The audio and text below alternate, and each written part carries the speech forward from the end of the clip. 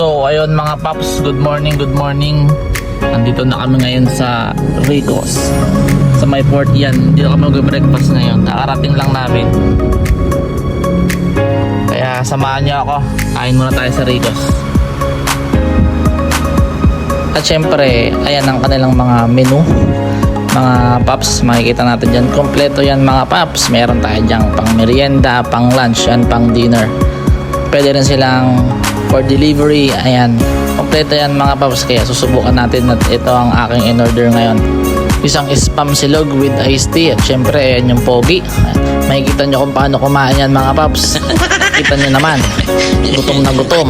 Parang nagutuman. At syempre isang malamig na tubig para sa malamig na umaga. Tinikot ko rin ng kanilang lugar. Ito ang kanilang ground floor. Maganda, malinis at maayos mga paps. Masarap kumain dito at maayos din ang ambience. Kung gusto nyo pong pumunta, ayan, Ricos sa 21st Street Corpus. Ayan po ang kanilang contact number. Text or call nyo lang po sila. And syempre follow and share. Salamat!